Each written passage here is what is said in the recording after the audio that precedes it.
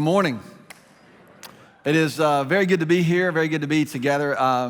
It is, I know in Leland, they were able to see that last little part. Newbern, I don't believe you were, but we were talking. Javi's one of our pastors here in this campus and does amazing work. But when they talk about translating my messages into Spanish, that's pretty miraculous, isn't it? Not only do I speak fast, in fact, last week we were talking, Wayne and some of the guys over here, and I used the story from Journey. She had to go find another song that would be more known. And so I get all these notes on my phone, and so I've been listening to Spanish 80s pop music all week long because of that. So it's amazing. And this is part of why this matters to who we are as a church. And other campuses probably can't see, but Joey's over here translating into sign language. And so I try to be mindful of how fast I go. Joey, am I doing okay today? Okay. Sometimes he has to just make stuff up so that, but these are the kind of questions as a people.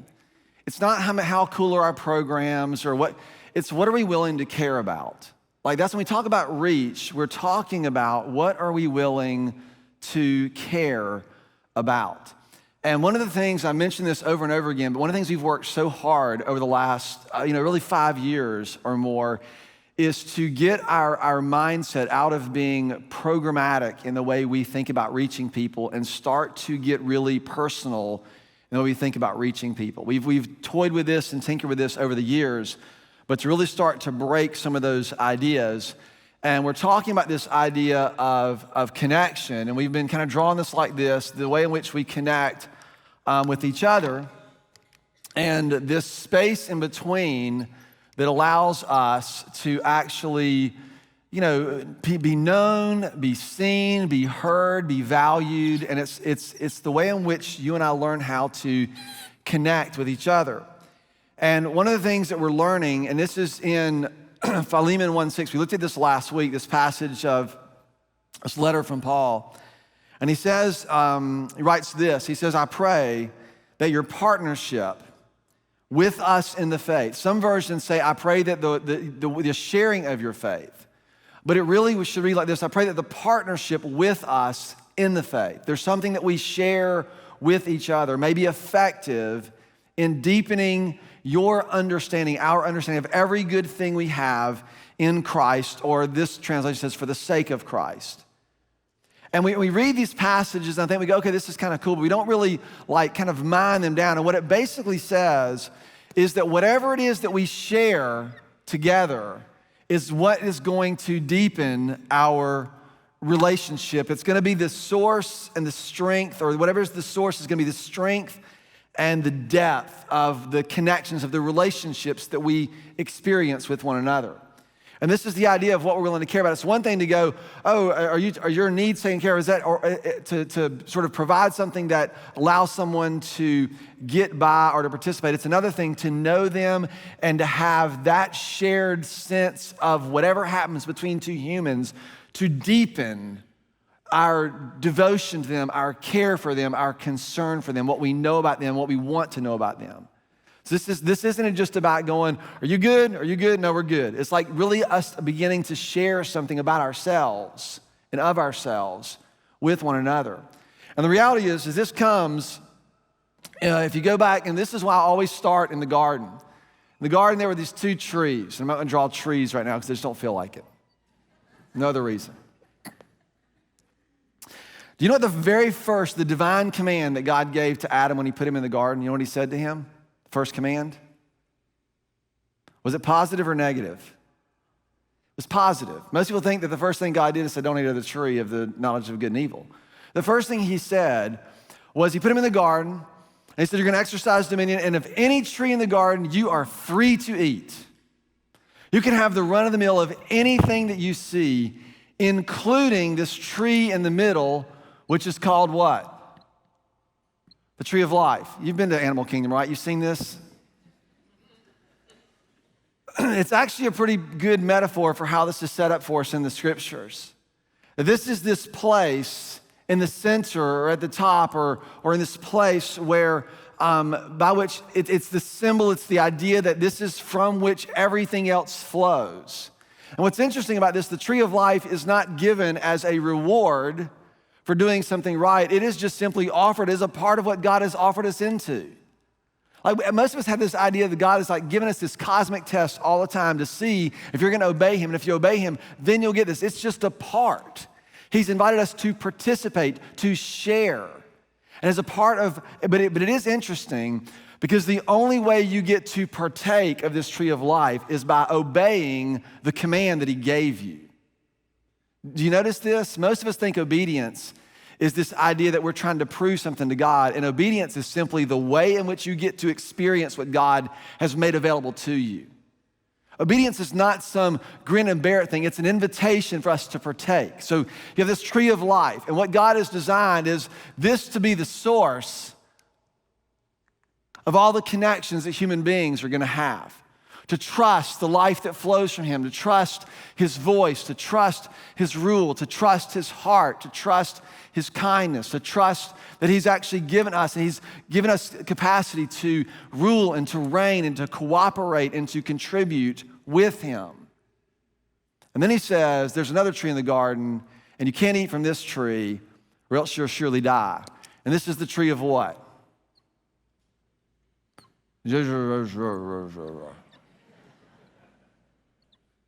Is the tree of knowledge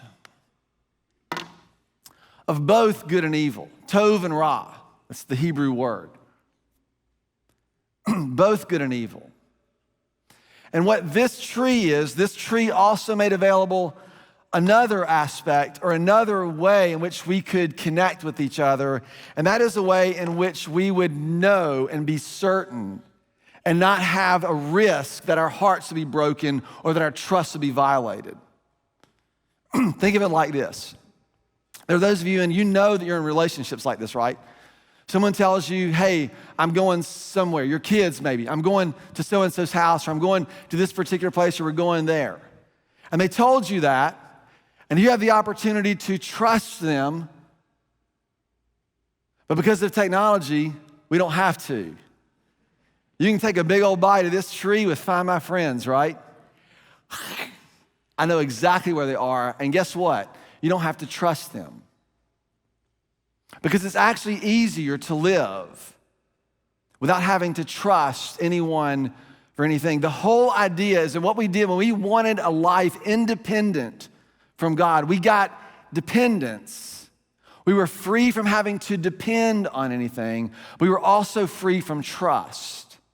The problem is that what human beings, what you and I want most, cannot happen without trust. It just can't. You can't have the kind of connections with your spouse. You can't have the kind of connections with your kids. You can't have the kind of connections with your employees, right? You can't be a quarterback and have the kind of connection with your left guard without trust. Because if you're always looking over your shoulder, you're never going to be able to participate and enjoy the way you're supposed to, the way you're wired to, the way you want to. And so all of our lives, most of our lives are spent trying to figure out how to preserve or to protect ourselves from having to trust too much. Because if we trust, we give up control. If we trust, we give up sort of this space. And sometimes for some of us, if we trust, or we have to let ourselves be known. And so we're going to talk about some of this over the next few weeks.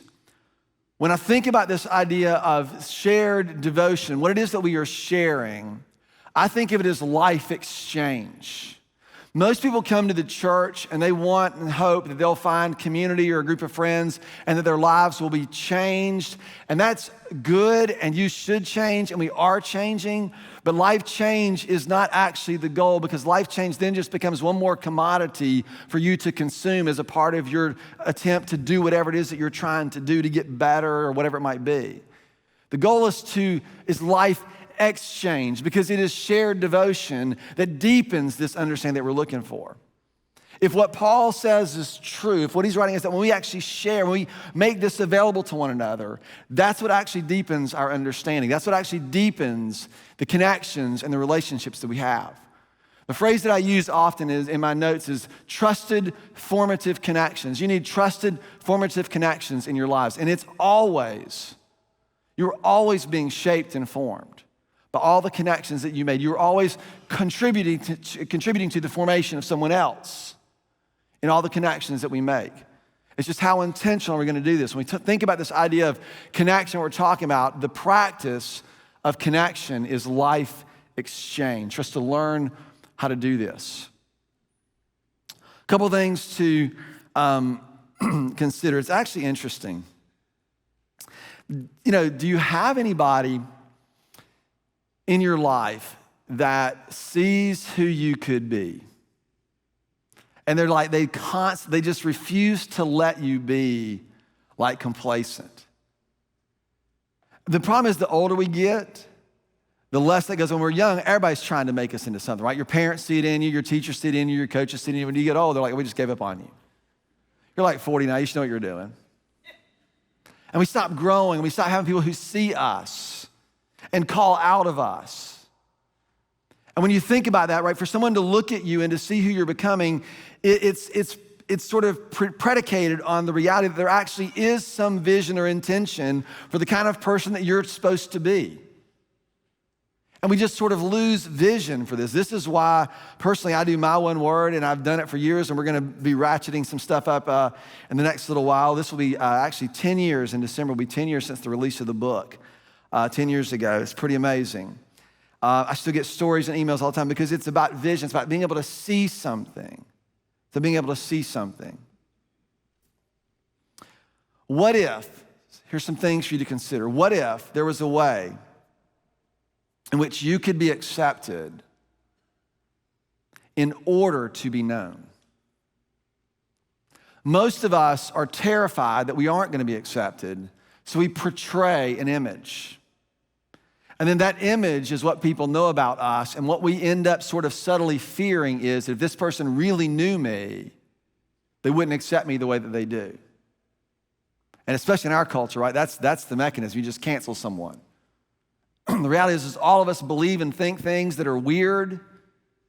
You believe and struggle with things that you really kind of struggle with internally, and it's an authentic struggle. And to have to hide that only ensures that you won't ever grow past it. What if we could actually learn to accept one another, and then, like, that would be the mechanism from which we were known? What if you could belong in such a way that you actually became who you were supposed to be, who you were created to be? What if you had relationships and connections with people, that the whole idea is that when you belong in this particular way, that's actually how you become. Most of us, you come, you learn how to do something, then you go back and you try to apply that something, and if you apply that something well enough, you'll become that person. If you become that person, then you'll belong better. Does that make sense? Right, and instead, what happens if you just learn to belong? Like if there was actually a sharing that actually deepened this thing that was happening to us? What if the way in which you are to become the way you are is to stop hiding and trying to get yourself together, but instead to make yourself available to people, these trusted, formative connections? It's like, where can you find such a place? What if this is the way human beings are actually designed to live? Like, what if we've got it all wrong? You think about this. Most of us struggle alone.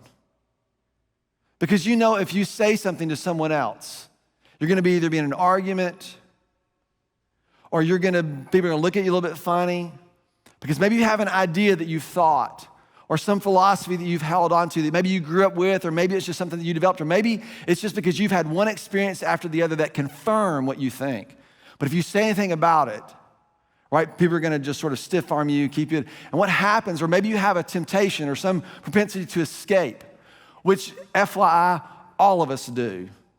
There ain't a single person in this room who doesn't have some pet sin pattern that they go to when they can't take it anymore, or they don't want to take it anymore. You can just check out. Here's the thing, what I found in my life, and this is why I have people around me. Because when you began to struggle alone, you were only increasing the pressure of whatever temptation you were facing. It's all you do. You just make it that much more pointed in your own heart, in your own soul. And when you learn how to live with secrets, You actually learn, your brain learns how to calculate and to manipulate every relationship and connection that you have to keep them from being found out. And you're gonna do this by default. And so whenever I talk to people who struggle with manipulation or struggle with addiction or some other version of that, you can always bet that there's lying and other things going on, because that is the way in which you protect yourself. It's always to deceive or to withhold is always the way you protect yourself. So we're talking about how do we break this cycle? How do we learn this? So what we've been saying is this, and this is what we're talking about. This vision for humanity, for what we all want. And the way we've said this is that our humanity, us, you and me, will only experience this sense of connection, this sense of oneness that we long for as we become the kind of people that we're made to be. It doesn't matter if you're in high school, middle school, right? You are becoming someone, and who you are becoming matters more than anything else in terms of the way in which you're going to experience the relationships that you have, your family, your workplace. It's all going to be in who you become. And so when we think about this as a church, it's who we are, who you and I are. I think we have to consider that your wholeness, your own sense of integrity, is about who you are and who you are becoming. One of the things that I do with my own, when I'm picking my words, I've already kind of started getting my word for next year, which is so odd because it's only September. But it feels like December, and it also feels like July, all in the same kind of span. It's kind of weird. But I always ask myself, why would I not want to be this kind of person? Why would I not want to grow in this kind of capacity? You ever ask yourself that question? Everybody wants to be more loving. I want to be more loving. Oh, yeah? Well, love is patient. Who wants that? Love is kind. There are times when you shouldn't be kind, right? When you begin to ask yourself, like, why would you not want to become this kind of person? There are actually valid reasons behind it. Because some of you, you've learned to make your life work by being who you are. And if those things change, right, it's a threat to your very way of existence. And so you have to start to consider all of this stuff. It's who you are and who you are becoming. Do you have a vision for that? And maybe secondarily is, do you have another person in your life who actually sees that, who believes that enough about you to enter into those places with you? That this sharing of our devotion is deepening something in us. But there's a risk. That's why we talk about this. Connection is a risk. Connection is the way in which we're going to keep just unpacking this definition over the next, probably 2 months. But connection is for us to exchange life with one another as we learn to trust enough to live safely within the care of a relationship, of our relationships, of our community. And this is what we're asking as a church, as a collection of people. Could we be that place? Could we risk enough to be that kind of place for one another? There's a real risk in this, and here's why. And I get it. Because we all want to keep in a distance from anybody who's going to do anything that might make us look a particular way. And I get it. It's part of the reason I'm very careful in the way I present things from this platform.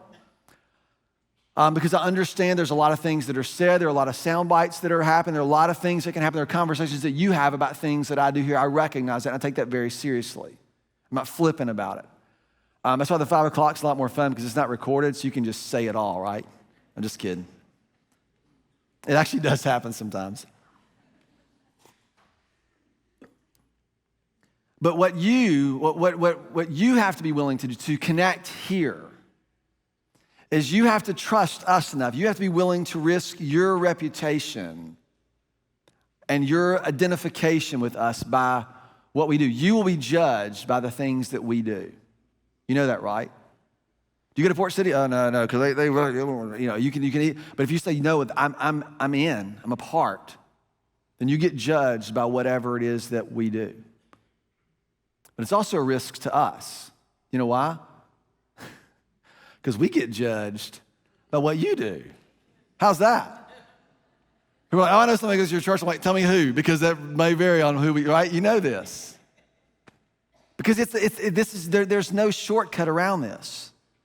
And what the tendency in our culture is to align and to, connect around, to build oneness around the issues that we agree on or that we disagree on, and thinking that if we agree on all the right things, that will be our unity. And what you are trusting is whether or not you or someone else thinks correctly about a particular issue. That becomes the basis of trust. Are those things important? Of course they're important.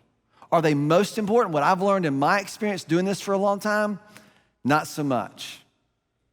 Not so much. Because usually when people are disagreeing, if they're really willing to talk about things, they don't actually disagree. What they've done is they've gotten pulled apart and they're defending someone else's position rather than having conversations that actually build the kind of shared faith that actually deepens our understanding. What I've learned in my journey is that I actually trust Jesus enough to get his way. If I'm willing to surrender to him and you're willing to surrender to him, he's going to get his way. But if either one of us gets prideful or arrogant or condescending about it or sarcastic about it, all bets are off. And it's interesting because what people think, especially in the church world, is they're listening to things. They're saying, oh, is he on the left side of issues, or is he on the right side of issues? Is he liberal about issues? Is he conservative about issues? And people say this to me all the time. I hear this all the time. And I love the fact that this isn't left or right, nor is it even center. It's not. I don't even care about being center. The reason that the people gave God this word in the ancient language, when they couldn't really figure out how to describe God, you know what they said he is? They said, oh, he's other. You know what they meant? He's unlike anything that you're familiar with or that you can see or that you can compare him to him. He's other. Also, the word they would use is holy. And perhaps the reason is when people sort of enter in and they start to interact with people who are authentically trying, not perfectly, but authentically trying to pursue this way of life under the rule of King Jesus and his love for us. They go, well, he's not left and he's not right. Well, maybe they're center. And it's not because we're center. It's because at some point we're actually other. And the other actually means holy. That's what we're actually called to become, that we are a holy people. Which means we learn to see things different. We are different. There's a wholeness to us. Our return to bear his image. The way that you and I live as his image bearer isn't left, it isn't right, but rather it's other. Or perhaps you could just call it holy. Here's a quote for you. Like our new identity, our culture is received from God. He established his kingdom, and he rules it as a monarch. That's actually probably softer than I would say it. He's a king. He's in charge. It's not a democracy. As much as I love democracy. For comfort's sake, we humans may try to adjust God's ways to fit ours. Sometimes we even add the God label to our distortions. But God's kingdom doesn't bend to suit human desires. God's kingdom is as God is. It is an expression of his very essence. So the challenge in this is that the way you and I live and act and connect is actually representative, or it is an expression of the very heart of who God is. So what does all this mean? Well, this way of life depends on the source of our connection. That's what it depends on. All of this depends on this. You're naturally going to connect around people that agree with you. You're naturally going to connect around people who look like you, who act like you, people who share your same love for whatever sports team or whatever it is. But there's something else that we need to learn how to connect around. And the Bible word, the Greek word, is koinonia. We looked at this last week. This sharing of our faith is koinonia. It's partnership. It's shared risk. It's shared responsibility. It's all of these things. And in John's letter at the end of the Bible, he writes this, and he uses this word twice as he talks about his encounter with Jesus and what this means for us. And here's what he writes to this little church in the first century, 1 John chapter 1. This is how he begins this last letter. That which was from the beginning, which we have heard, which we have seen with our eyes, which we have looked upon and touched with our hands, concerning the Logos, basically the message of life, this way of understanding where life is derived from. That's what he's talking about. And he says, this life, this way of life, and I love this word, was made manifest. It was made seeable. And the way I always think about this, I've used this before, but to be made manifest sounds like, oh, we're making something manifest, like it's very intellectual and very cerebral and all that stuff. But Bob Ross made landscape painting manifest. You ever watch Bob Ross, right? You know this, right? You get sucked in. And before you know it, not only do you love what you're seeing, you're like, I think I can do this. Like it just makes it accessible in a way. That's what it is. So he goes, we've beheld this source of life, and this life was made manifest, and we saw it, and we testify to it, and we proclaim it to you as the eternal life which was with the Father and was made manifest to us. Do you know what he's talking about here? He's talking about Jesus. He's talking about the way of Jesus. This life that we were intended from the beginning, that is to be the source of all of our connections, was made seeable, and so seeable, he said, I think we could actually receive that. I think we could actually be a part of that in Christ. And this is what he says.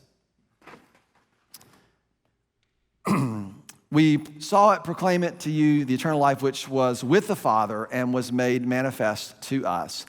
That which we have seen and heard, we proclaim to you also, so that you may have koinonia with us. We're telling you these things. We're sharing with you these things. We're availing these things with you so that you might have koinonia with us. But, or also, don't mistake this, that our koinonia is with the Father and his Son, Jesus. Y'all don't think that was as impressive as I did you? I get it. Think about this.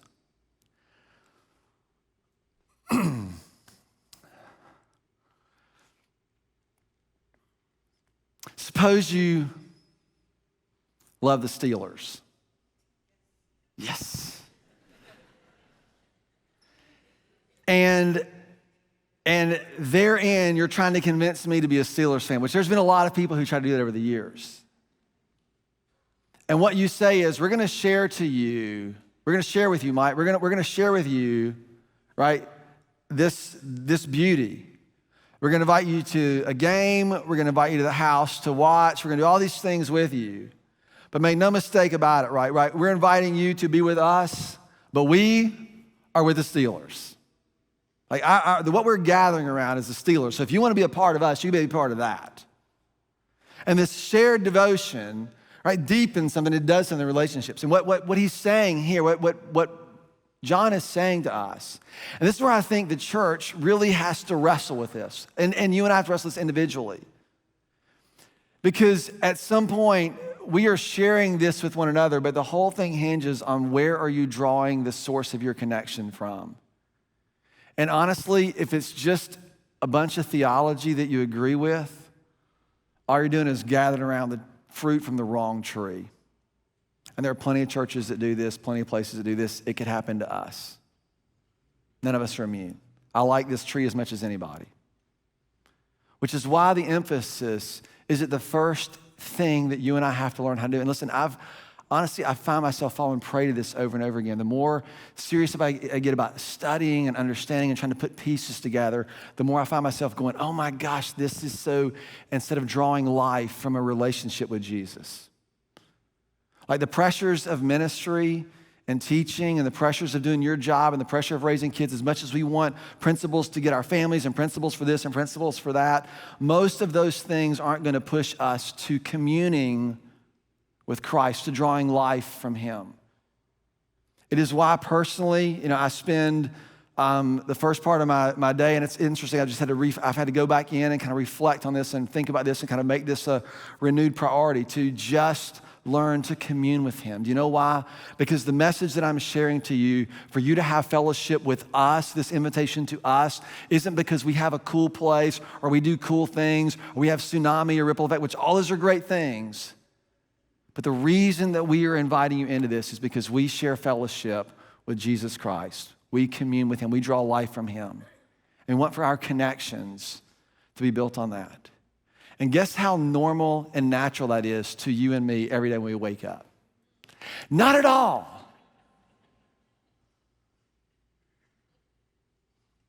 I have more, but I'm going to stop.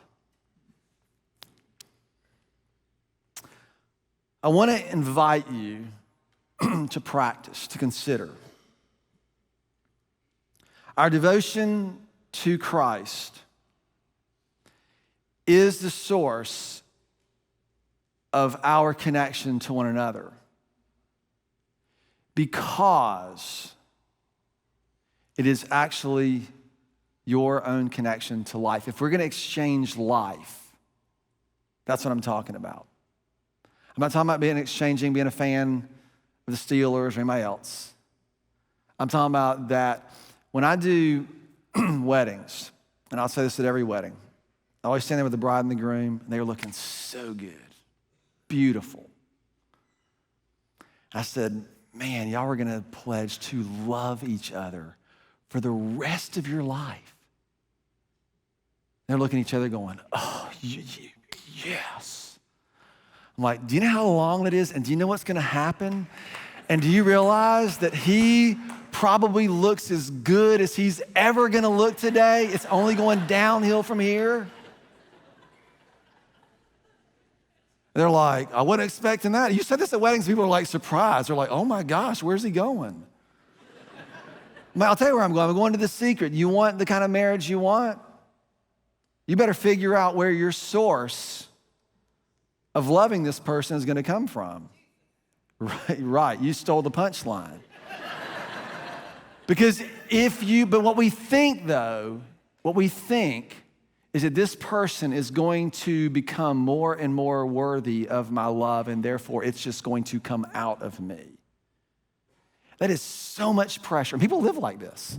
There's so much pressure on a relationship to be that for another person. And what you have to do is you have to recognize that there is a source of love that is so full and so free and so complete that if you can receive that and learn to live and commune in that, the only thing you have to do is just to give that to the other person. And guess what?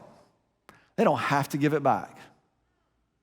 They don't have to give it back. They don't have to do anything, because what you're trusting is that that person will also be so fully loved and so full and so free that they'll simply offer it to you as well. The problem when we talk about relationships, that's marriage, but it's true for all our relationships. Whatever the source is what's going to determine the depth and the strength. And what most of us think, when there's a disconnection, what you immediately start trying to do is to figure out, how can I connect with this person? And that's not what you do. Because when you're trying to figure out how to connect, you're usually trying to figure out what can you do to get them to respond the way you want them to respond. And instead, what you do is you simply say, what can I offer? If you want to connect with another person, don't ask how you connect, you ask what you can offer. I have more stories, I'm going to stop there. I told you once how it was. So here's what you do. Connections aren't destinations, they wane. They do. Sometimes they're good, sometimes they're bad, sometimes they're easy and the chemistry is good, and sometimes they're not. Some connections are stickier than others, I get all that. But that only underscores the idea that, right, what we have to do is we have to practice this. And so here's what I would give you for consideration as we get ready to wrap this up next week. Number one is, what is the source of what you are looking to exchange in a connection? What are you offering? What are you offering? Are you offering evidence to get them to do what you want them to do? I've done that before. I do that all the time. Hey, let me connect with you, and if I do this really well, you're going to give me what I want.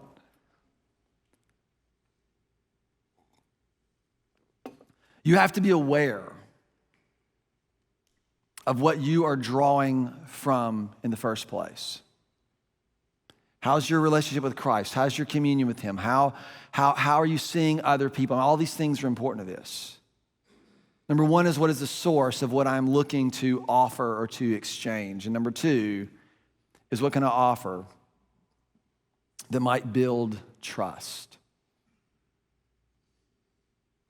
There are some times when you're desperate for a solution or something to be fixed, and it ain't gonna be fixed. And sometimes the best you can do is to get them to trust you that much more than they already do. But if you aren't thinking like that, you will miss all the opportunities to offer yourself in a way that invites them back in to what they actually want, what we actually want. And again, all the manipulation, codependency, I'm taking all that stuff and just saying, I'm assuming you're dealing with that, but this is the way in which we learn to authentically connect with one another in order to say, we want you to have fellowship with us. Make no mistake about it. Our source is our communion with Christ, because it is in that shared faith that actually deepens the kind of relationships and connections that we all desperately want and the world desperately needs. All right? Father, thank you.